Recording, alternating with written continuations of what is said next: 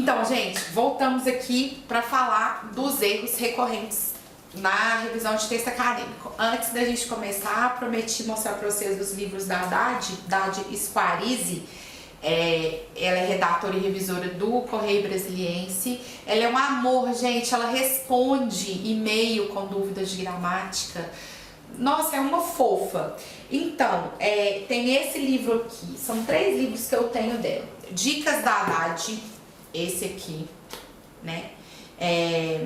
São livros muito didáticos, gente, muito divertidos. Ela traz histórias reais de coisas jornalísticas, de erros, né, de norma padrão em textos jornalísticos. E olha aqui, tem dicas da Dade, mais dicas da Dade, né, que é volume 1 e volume 2. Aí, olha aqui, eu separei esse aqui bonitinho pra vocês. Ele é todo desenhadinho, super alegre, super, né, fácil de consultar, maravilhoso. E tem esse aqui que eu recomendo muito, gente, que chama Manual de Redação Estilo para Mídias Convergentes. Quem tiver revisando textos para Instagram, para Facebook, não sei, né? Revisando esse tipo de texto, esse livro aqui, ele tem dicas maravilhosas. Vale muito a pena vocês darem uma procurada na estante virtual. Esses livros aqui são mais antigos, esse aqui é mais novo. Quem gostar, né, quem quiser comprar novo, mas vale muito a pena dar uma olhada na estante virtual e ter à mão o Manual da Folha de São Paulo. O Manual de Revisão Estilo da Folha de São Paulo também é bem legal, eu uso bastante, mas não para textos acadêmicos, né? Como eu disse, para textos acadêmicos eu uso mais os manuais de revisão da Presidência da República, do TR, o Tribunal Regional Eleitoral aqui de Minas. Eu uso também um do Tribunal de Contas, vou colocar tudo para vocês no material, né?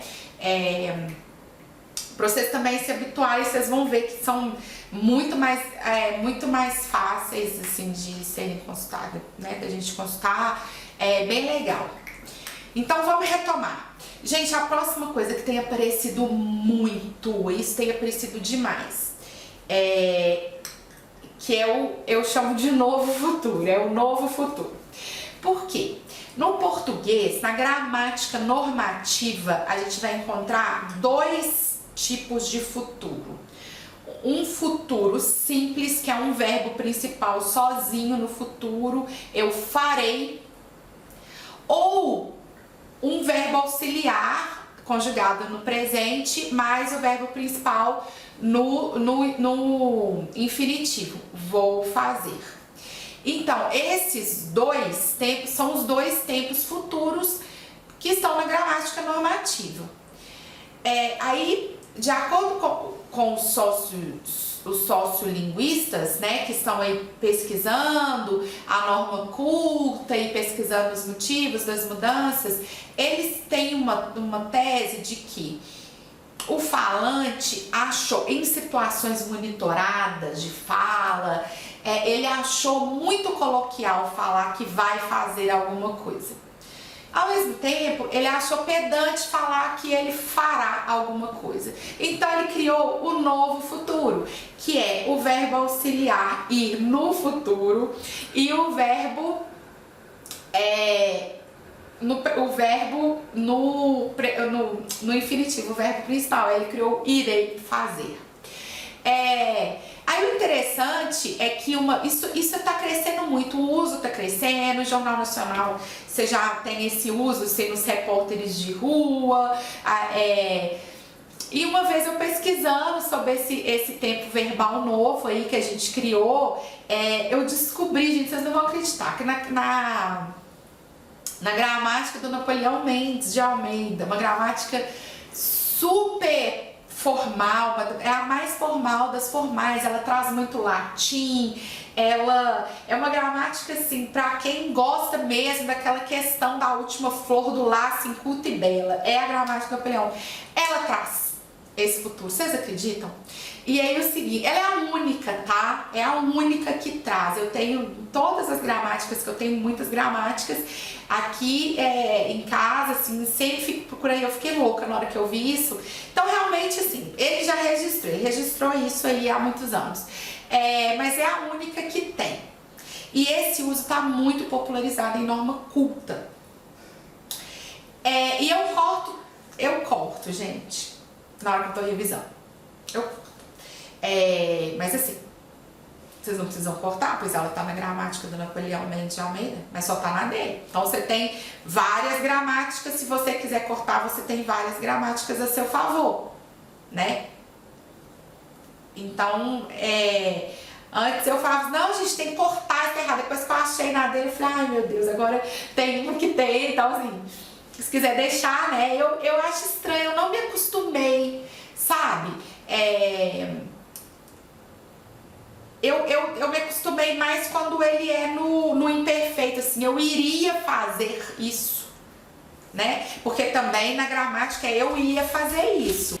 Então, eu me acostumei mais quando tá no imperfeito, assim, eu iria fazer isso. Pra mim é mais... Porque na gramática também eu ia fazer. Eu iria fazer, pra mim tá ok, mas eu irei fazer, pra mim é ruim. Assim, eu não gosto, eu me acostumei, gente. É uma chatura minha mesmo. Aí eu sugiro, né, quando eu tô revisando, eu sugiro a troca, né? Enfim, gente, fica a critério de vocês, né? Uma chatice minha, isso. Ok, mais um erro então, vamos lá, o verbo implicar. O verbo implicar, gente, ele pede objeto direto, uma coisa implica outra e não implica em outra. Isso aparece muito, gente, em texto acadêmico. Essa relação de causa e consequência, isso aparece muito, aparece com erro, né? Aparece com a preposição em, não é uma coisa, implica outra, né? Precisamos corrigir. Agora, isso, gente, o uso do esse e do este. É uma peleja, né? É uma peleja porque isso aparece, esses pronomes, eles aparecem muito, várias vezes, durante o texto acadêmico, e a gente precisa ter muita atenção, porque são vários usos diferentes. Tem aquele uso do este e do esse, que você tá falando sobre alguma coisa, e do isto, né? Aí você vai se referir, você fala assim, por exemplo, esse fato. Aí você já falou do fato, então você vai usar esse, você já contou o fato, qual é, aí você vai falar dele, você fala esse fato, o fato que eu já falei dele no passado, esse fato, né?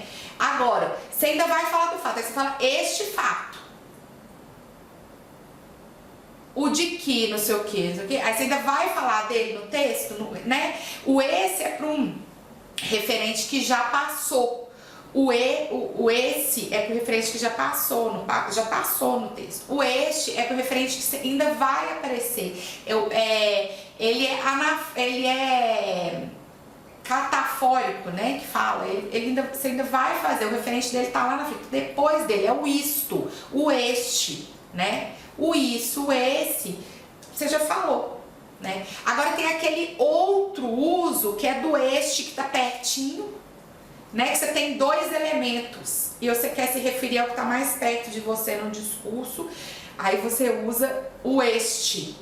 Aí você quer né, referir ao que está mais longe, que você falou primeiro, então ele está mais longe de você, está mais longe no texto, na frase, aí você usa aquele, ou então você usa esse, né? Melhor usar aquele, porque aí distingue mais. Então, como são pronomes de uso muito comuns na língua, eles aparecem sempre no texto, e daí a gente tem que ficar muito atento, porque às vezes o texto está tão bom, você está assim, numa leitura tão fluente, que você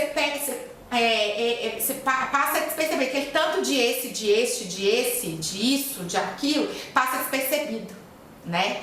Porque não é uma coisa que faz muita diferença, não é um erro de gramática que chama muita atenção quando o texto está muito bem escrito. Então a gente corre isso de não ver, se o texto estiver muito fluido, a gente passar. Então tem que ficar atento. Apareceu, né, esse pronome, esses pronomes todos apareceram, esses pronomes, a gente acende a luzinha. Vamos ver se tá usado de forma certa esse. Eu acho, a impressão que eu tenho quando eu tô revisando é que as pessoas, os autores de texto acadêmico, eles acham que o este é mais formal, eles usam mais o este. Quando eles acham, a impressão que eu tenho é que eles acham que o esse é coloquial. E não é, né? Ele tem o uso dele, a hora de usar, correta de usar. Então eu acho que é isso que acontece. Enfim, prestar atenção nisso, tá? Porque isso são erros, são muitos esses ao longo do texto, então muita coisa que a gente tem que prestar atenção. Daí eu já venho para o outro, que é o uso do mesmo como pronome substantivo. A gente sabe que os pronomes ou eles são substantivos ou eles são adjetivos, né? Quando a gente fala assim, por exemplo, minha caneta sumiu, me empresta a sua. Esse minha que acompanha a caneta é um pronome um pronome adjetivo, porque ele está acompanhando minha caneta. Agora, quando eu falo sua sozinho no fim da frase, me presta a sua, ele está sozinho, não está acompanhando ninguém, não está acompanhando nenhum substantivo, ele é um pronome substantivo, né? Então, aí o mesmo, gente, ele não tem essa função substantiva na língua, ele não pode aparecer, isso sempre aparece, não sei se vocês já repararam, que aparece nos elevadores, né? Parece que é um texto que já é um texto que tá na lei, que as pessoas copiam. Antes de entrar no elevador, verifique se o mesmo está parado no seu andar. Esse é um uso incorreto de acordo com a norma padrão, mas ele é um uso da norma culta. Porque de acordo com a norma padrão, o mesmo ele não pode ser esse pronome substantivo. Ele não pode ser usado sozinho, ele é sempre adjetivo, ele tem que sempre estar do lado de um substantivo. Então você fala, verifique, você tem que falar, né? Antes de entrar no elevador, verifique se o mesmo elevador está parado. E qual a melhor forma de falar, gente? É mais simples.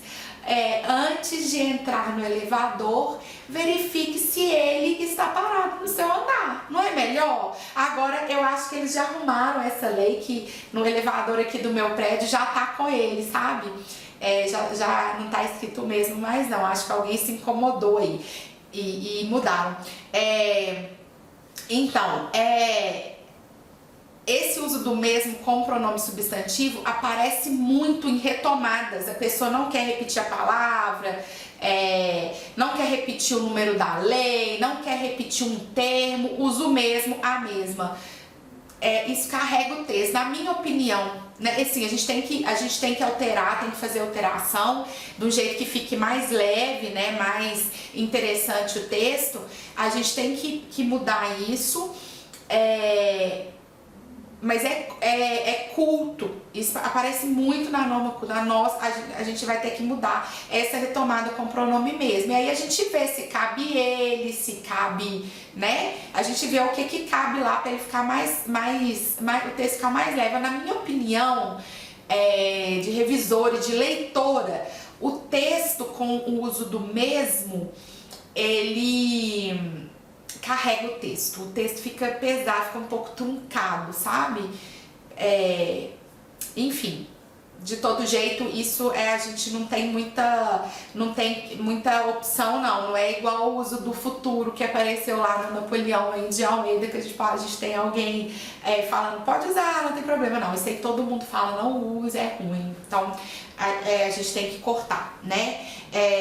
Gente, uma coisa boba, essa é muito boba, mas ela é interessante, por isso que eu sempre gosto de falar assim, o etc, a abreviação, a abreviatura etc, etc, ela significa e outros do mesmo gênero, e outros semelhantes. Começa com a preposição i, que é de adição, e a gente não coloca vírgula antes do e de adição, né? Antes desse. Então, quando a gente está fazendo uma enumeração e a última vem, né, com o e antes, a gente não coloca vírgula. Por isso a gente não coloca vírgula antes, etc. Não é legal isso? E aí eu corto as vírgulas, mas isso é muita chatura, gente. Vocês não precisam cortar, mas eu corto. Eu corto e eu gosto de explicar porque eu acho a explicação fofa, sabe? E as pessoas gostam de saber se é uma expressão em latim e tal.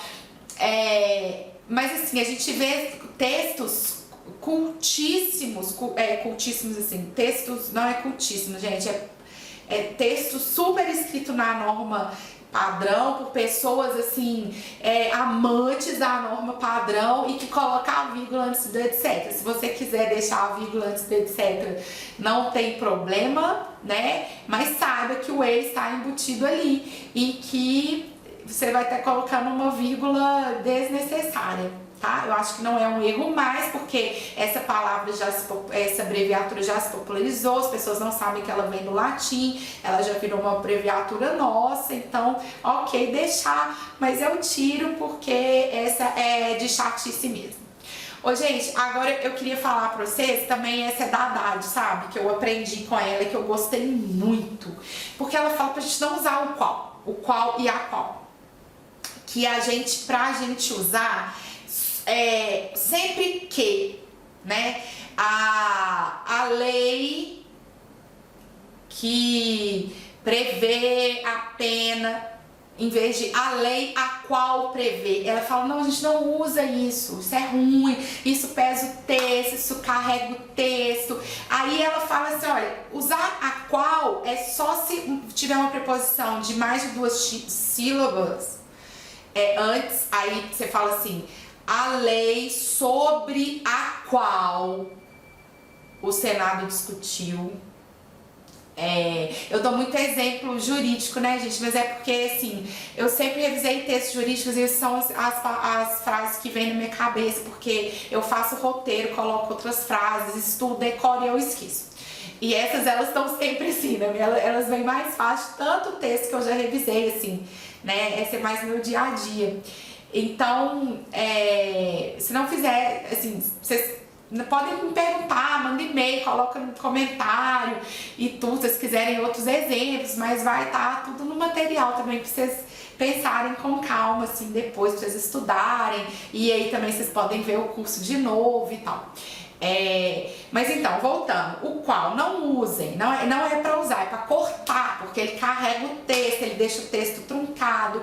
Mas ela fala assim, olha, se ele vier depois de uma preposição com mais de 2 sílabas, ou de 2 ou mais sílabas, tipo sobre, né? A lei sobre a qual, porque aí não tem mesmo jeito de você falar a lei sobre que o Senado discutiu, não fica bom.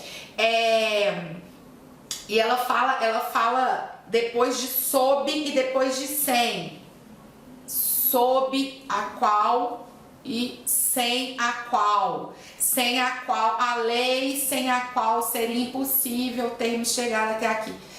Então vamos lá. Preposição, usar a qual, o qual, só depois de preposição de 2 ou mais sílabas e depois de sob e depois de sem. E eu dou mais uma outra, porque assim, às vezes o texto fica muito cheio de que na escrita literária, os autores chamam isso de queísmo, né? Você coloca o que eles até falam para tirar e tudo. O texto acadêmico, ele tem regras próprias, porque ele tem que ser claro. E se a quantidade de que você está usando deixa o texto mais claro, não tem problema, você pode usar. Mas às vezes você acabou de usar um que e usa outro que juntinho, talvez. Aí você analisa se vai ser melhor mudar para o qual, aquele que para o qual, para não ficar junto, 2 queijos juntinhos lá, repetidos, né? Ok. O próximo, gente, é o uso do independente no lugar de advérbio como função de advérbio. Não pode. O independente, ele só funciona, independente ele é adjetivo, ele não tem função de advérbio na língua, né? Então, você não pode falar assim, ó, independente de a lei ter sido aprovada, Não, é independentemente de a lei ter sido aprovada, porque o independente ele só é adjetivo, né? Ele não tem esse funcionamento na língua de advérbio, não. Então tudo a gente tem que acrescentar, acrescentar esse mente aí para transformar o independente em advérbio e ficar a colocação, ficar com a frase, ficar correta, ficar tudo no seu lugar. Gente, essa palavra que eu vou falar agora, obstante, não obstante. Eu não sei se vocês conhecem essa expressão ou se ela aparece nos textos acadêmicos que vocês revisam ou se é mais um jargão jurídico. Eu realmente não sei, sabe? Porque eu vejo tanto essa palavra que pra mim, lá no meu trabalho e tudo, pra mim ela já se naturalizou, essa expressão, né? Não obstante. Que é apesar, ela significa apesar. Não obstante o Congresso ter aprovado a lei, então apesar de o Congresso ter aprovado a lei,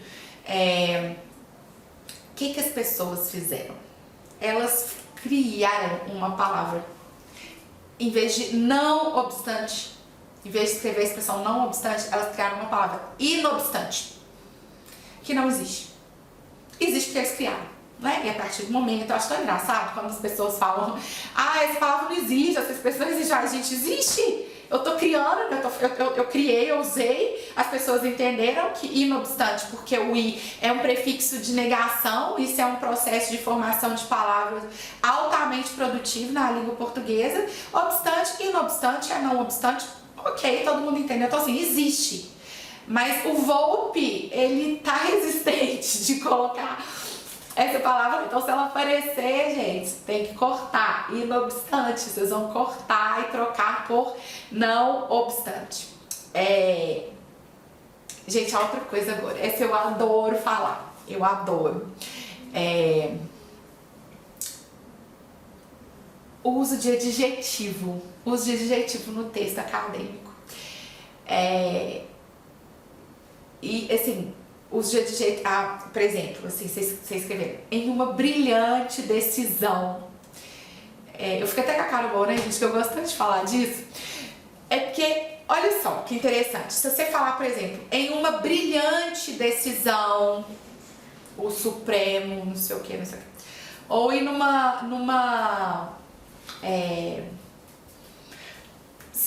que ela foi brilhante é a opinião sua, você concorda?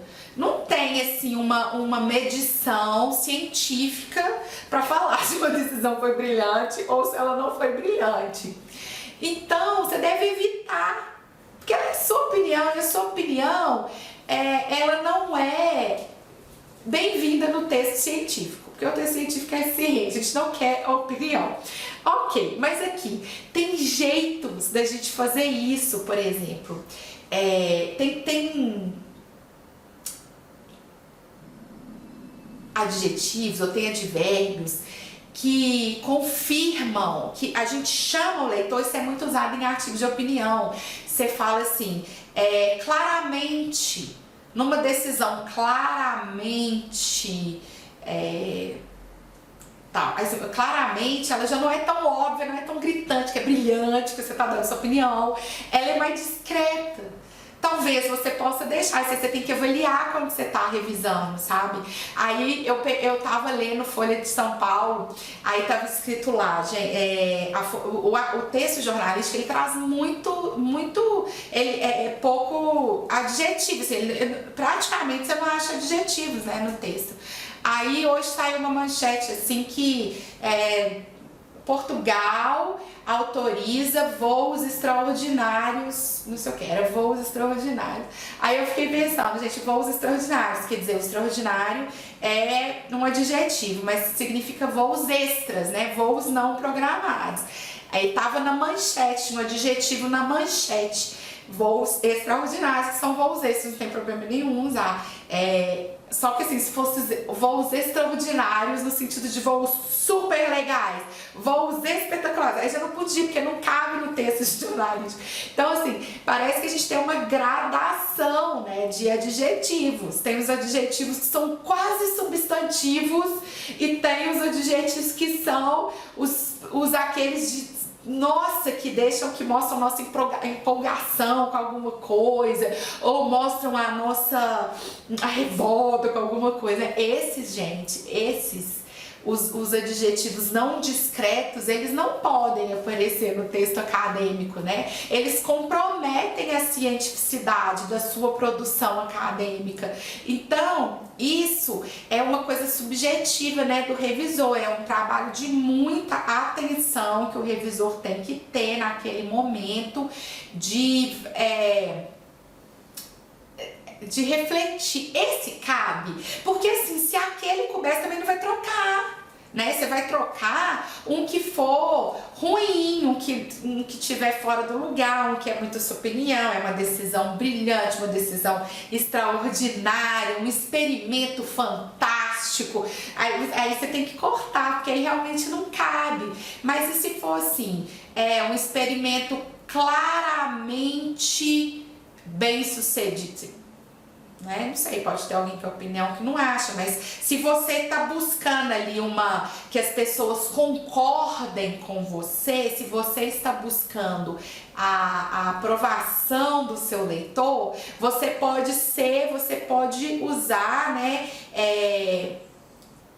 ali, porque às vezes a sua produção é uma produção assim de tentar comprovar que uma decisão, uma decisão, não sei, contribuiu para algum avanço social, aí você traz números, e aí você quer que a pessoa, que o seu leitor concorde com você, aí você lança mão ali, o autor, né, lança mão de um adjetivo discreto. Você vai cortar? Não, você vai avaliar se aquele adjetivo ele fica bem ali, se ele não está comprometendo a pesquisa, se ele não está comprometendo a seriedade do texto, se ele não está comprometendo a própria pesquisa, né? Então, isso é uma questão subjetiva que a gente na hora de revisar, a gente precisa pensar, né, a respeito, porque também a gente, já falei isso lá, não sei em qual bloco, mas eu já falei, né, que a gente não pode trocar uma palavra só porque a gente não gosta, porque a gente cismou com ela, porque às vezes a pessoa gosta, ela usa e todos os textos dela ela coloca, e aquela palavra é uma característica dela, e aí a gente precisa deixar, né? Então, é isso. Vou encerrar aqui com os adjetivos. Água. Vamos preguiçar, tomar água, andar pela casa, respirar, voltar. Ainda tem mais um bloco de erros recorrentes. A gente se vê daqui a pouco. Um beijo.